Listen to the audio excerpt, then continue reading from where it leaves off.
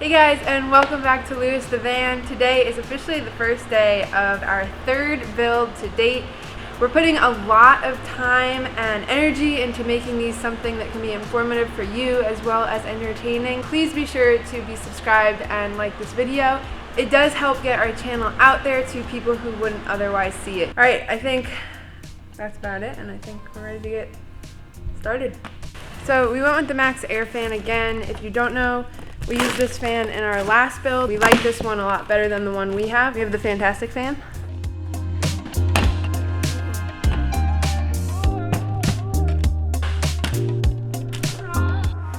So Scarlett's learning this time around, but I have done a few of these. I'm gonna show her the ropes along with you guys, and then she's gonna make the cut. So the first thing is tape. You always want to tape up your roof. That'll keep your lines clean, it'll keep the paint from chipping, and it'll give you something to draw on that's not your top roof. But pretty basic here. It's a 14 by 14 inch cut. A lot of people get really nervous about chopping big holes in the roof of their van, especially because, you know, if you mess this up, basically it's your whole van. But don't be nervous. Don't be nervous. Don't be nervous. No, you're fine. By the way, this will be my first top vent roof cut.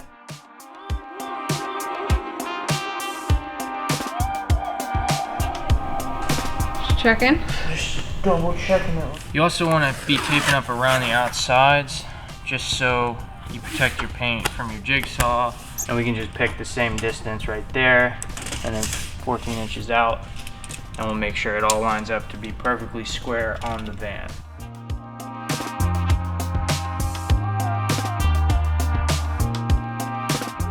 My time is done.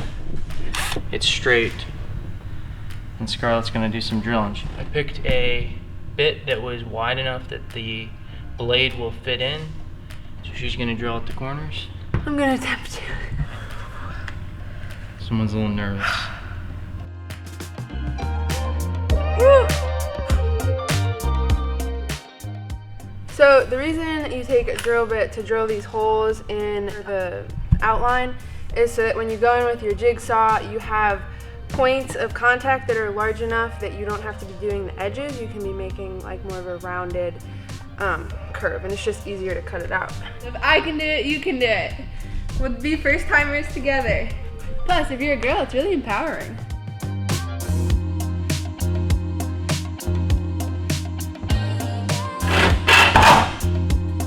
There it is. Woo! Heck yeah. Good job, baby. Oh, she's a beauty. So if you just noticed, we went back in with the angle grinder and we took off smaller pieces. So when making your cut in the roof, always err on the side of being more conservative with your cut, because you can always go back and make it a little larger. Look, so here's the hole, nice and cut out where we want it to be. Paint, always paint your hole, because if you don't, this will rust, especially because it's exposed to the outside and everything. And then we can drop this thing in. There she is, the woman herself who made this cut. Alright, so what I just did is put this ring around and then took a Sharpie and drew a bunch of holes. And now we have all the holes that we need to drill through.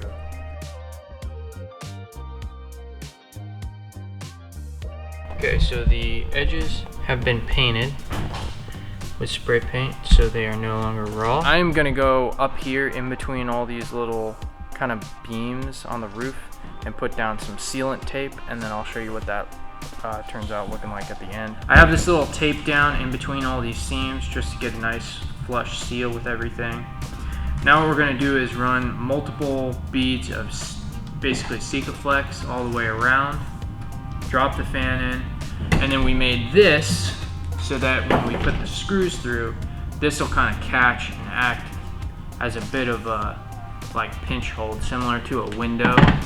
Also, one thing I will note, make sure if you're installing this exact fan, and we'll have it linked down below, if you do want to install this exact one, make sure these are on the sides, not like this, because if you put it like this, you'll be stuck with your fan this way, and it's going to be real hard to pull this thing out. So brackets to the side, horizontal, not vertical. Yep.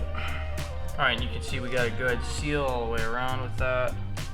So now I'm basically gonna run around and clean up this edge and just make sure there's a nice flat seal across everything. And then we'll do the same with each screw head as well. So this is what our little wood frame is looking like around the roof vent here.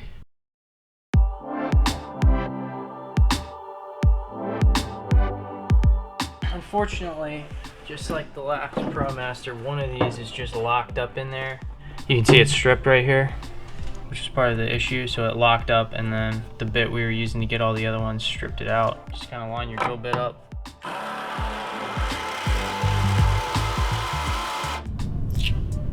If you guys watched the last build, you already know what it is. We use dimes and nickels, occasionally quarters. Occasionally we're big spenders on quarters, to fill holes in the van so that you don't get water coming up and rotting out your subfloor. My life savings. Yeah, so if nothing else, this van is worth 75 cents. Alright, so while Seth is patching those holes in the van, I'm going to go ahead and start cutting the strips, the 2-inch strips that we will need for the subfloor in the van.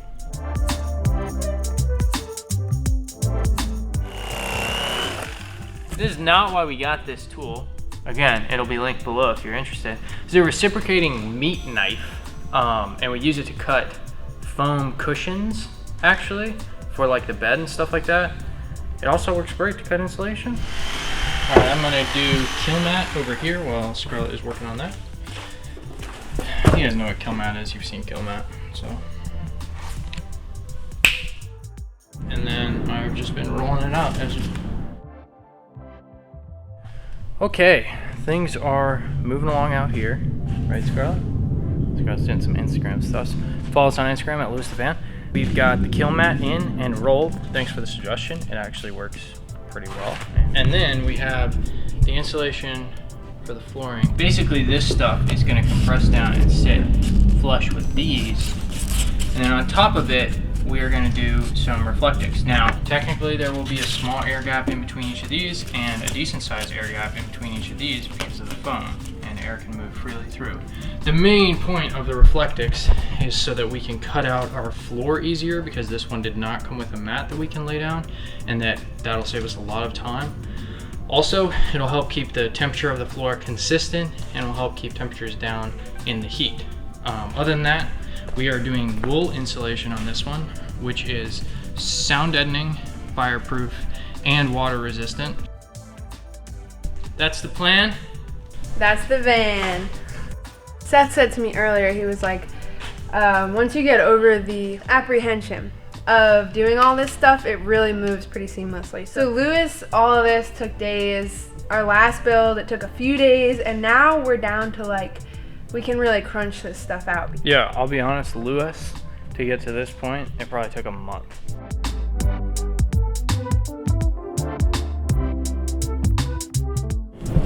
Yeah, Scarlett's a pro at this now. She knows what she's doing.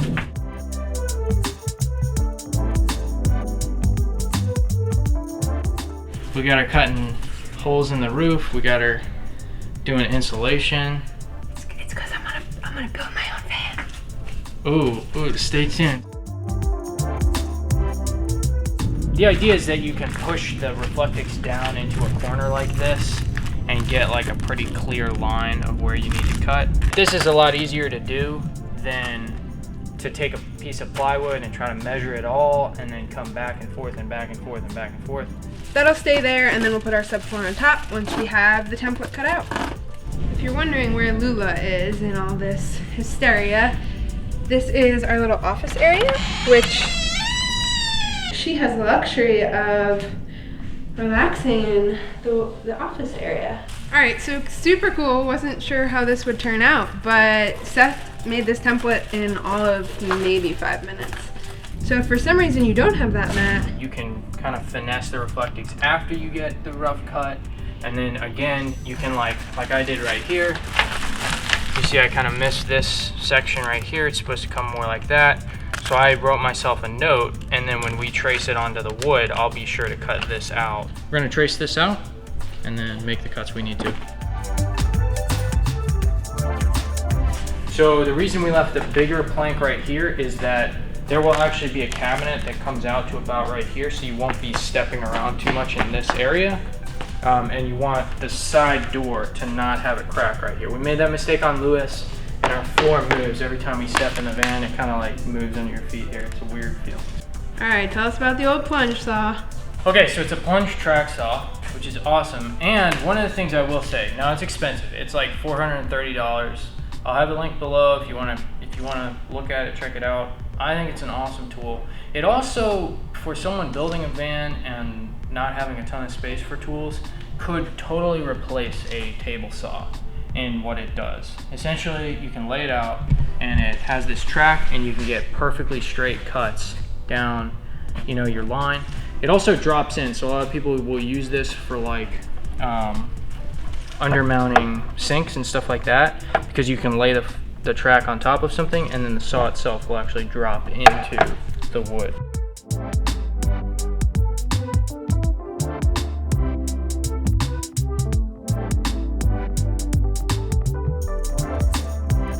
Alright, so right now we're in the process of mounting our subfloors, and something that's important to note is these gaps, which you always want to leave gaps in your subfloor, because anytime it's hot out, this will expand, your wood will expand, and it'll cause it to be super creaky if you haven't left a gap in. So just a small enough gap and then you're good. Okay, we are moving on to the wonderful world of wiring. This is going to be pretty tedious, and it's not going to look much different when it's finished, except there's going to be a lot of wires hanging around. So one of the things that we were talking about today is like wiring can get very overwhelming, knowing like where all your appliances need to run to before you actually start building anything like that. So one thing we always do in our vans is a very detailed to scale sketch out of the overhead and then of both sides. So I think this is very helpful, and once again, like the overhead is super helpful. And we actually took this and sketched it onto our floor, which we haven't done before, but we just drew it on in Sharpie. And it was really nice because as we were wiring stuff, we could look at the floor and say, okay, well, this section is going to be this cabinet, and this section is going to be this cabinet, and this is going to be the bench and the, you know, kitchen and stuff like that. So anyway, that would be my advice if you're overwhelmed about wiring. We will probably take you through a little bit more of just the wiring diagram once we get into the solar and all that stuff, and I'll show you guys what we're working with as far as like power systems in the van. Alright, so last build we ended up using this really intense conduit, and it wasn't super easy to work with, but this stuff is awesome. So basically you just kind of like cinch it down, and so my wires are in here right now. I have 7 wires in. So you push it down and it makes room inside, and then you basically just pull down the length and you can see all that room is transferring down to the very end. We went with this one because it's a lot more flexible than the last, so like as you can see. After you run your conduit, you're just going to want to cut it off and then tape it up with some electrical tape so the ends don't fray. Make sure it's tight all the way around just by pulling it. If you want to make it easier on yourself, run it from the top down. So choose the top spot and then basically run down to your outlets on both sides. And that way gravity will be working in your favor and you don't have to go up backwards.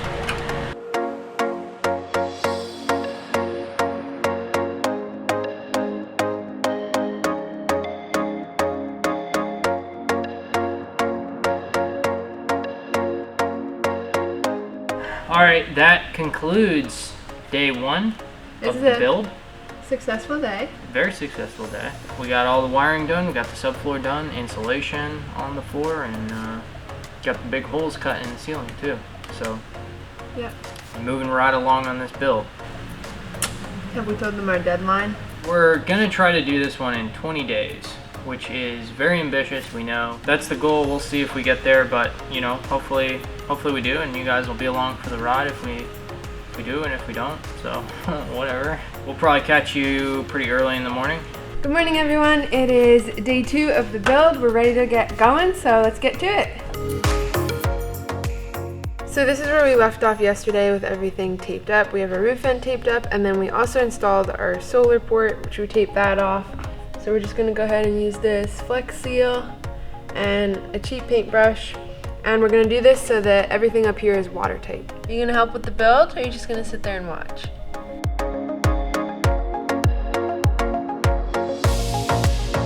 I taped up these wires and then got all underneath as well as around these ports. So you just want to make sure to get all the cracks and crevices. And then as well for your roof vent fan, you want to go all the way to that outer rim, but just be sure to not drip any paint into that black seal right there, because you'll need that when you mount your fan. Other than that, just make sure you peel your tape up while it's still semi-wet. So I'm gonna give the Flex Seal about 12 to 24 hours to dry completely, but I'm gonna peel my tape up 2 to 3 hours into that.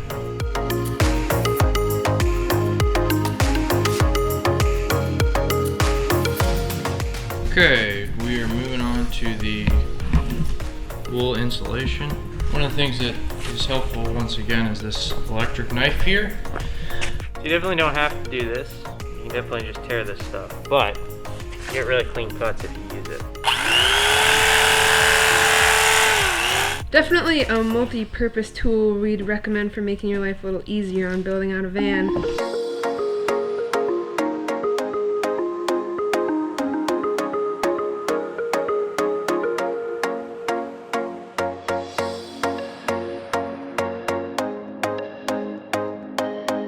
Okay, so the wool is down.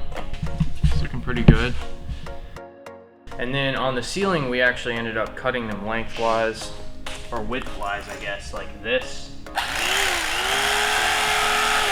Reason being that from my research, compressing this stuff down does not add to the R value at all. And then we'll be doing reflectix over it, just as kind of an additional radiant barrier. But yeah, other than that. Would recommend wearing a mask, Mask and gloves. and long, if you can. Yeah, long like it's too hot clothes. for us to do it, but long sleeves and long pants, because man, that stuff is itchy.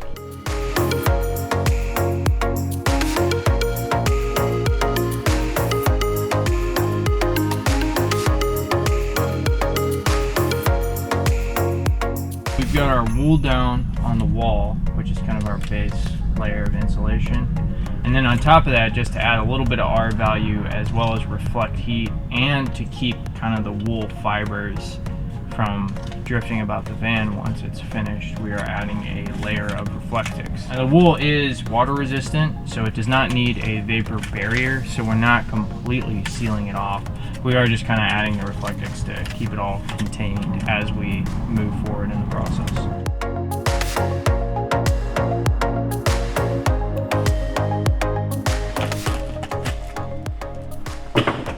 She doesn't like the build because it takes her humans away from her. Okay, so what we're doing right now is not something we've done before, but basically we're taking 2 sections of the van where we would normally put insulation and where we did put insulation everywhere else. And we're going to create these kind of pocket cubbies, and basically that's going to be behind the couch storage.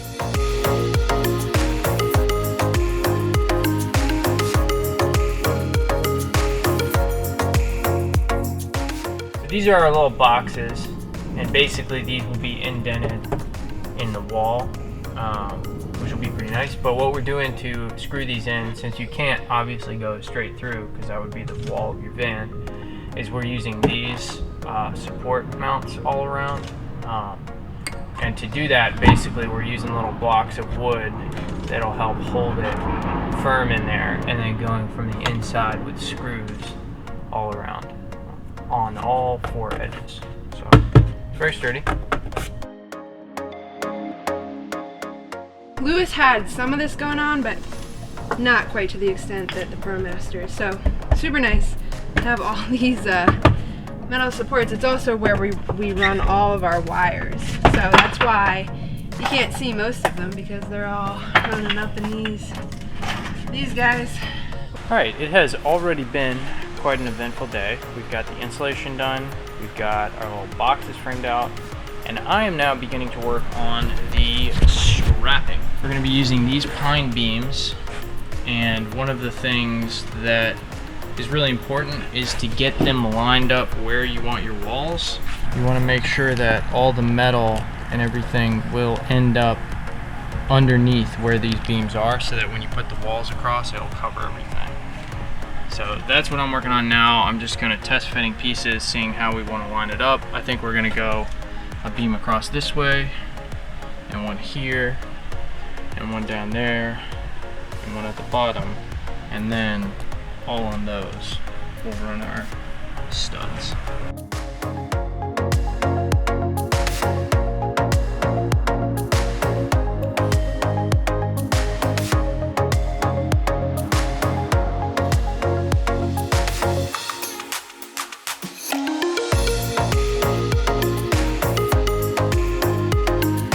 We are putting our studs in, and basically what we're doing is using a nail gun first, and then we'll go back and screw. Yeah, we're measuring in between using the back stud as our kind of source, and then basically spacing them as evenly as we can across and making sure the gaps are all the same so they're straight.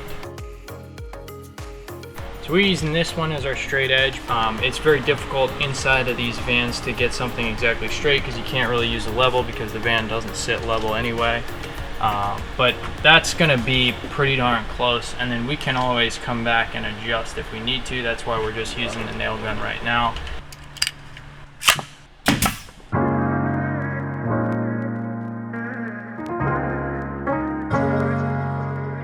Alright, so now that we've ran all our studs using the nail gun, we're gonna go ahead and reinforce them with some actual screws. These are the ones we're gonna use.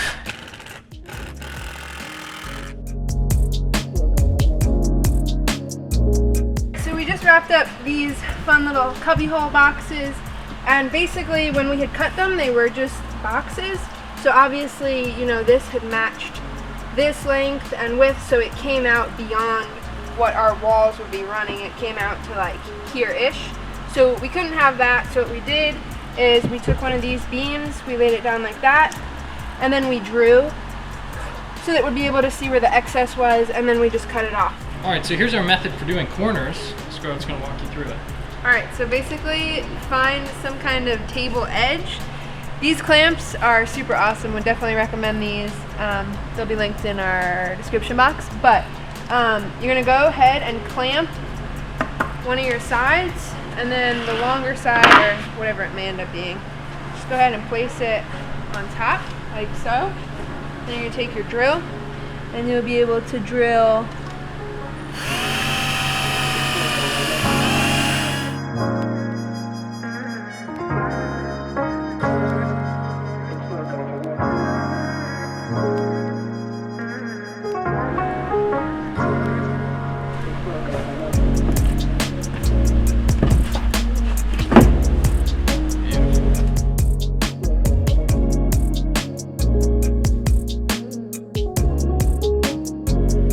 Alright guys, it's been a sweaty, itchy day between the wool insulation and the humidity that we have going on outside, but we had a list and we got everything checked off, so we're feeling pretty accomplished for it only being day 2, and we're on the fast track to day 20. We got all the insulation done and all the strapping done, and built these 2 boxes and some storage boxes indented in the window, and then got everything watertight up on the top so it's ready for the fan to be mounted, which we'll probably do first thing tomorrow.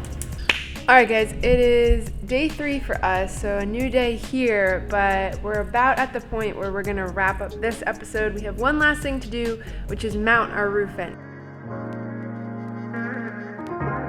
We just plopped it in, so that's gonna go ahead and wrap up this first episode of our build series. Everything we did in this week's episode is kind of like the prep stage. It's all very similar from van build to van build, all vital, necessary steps.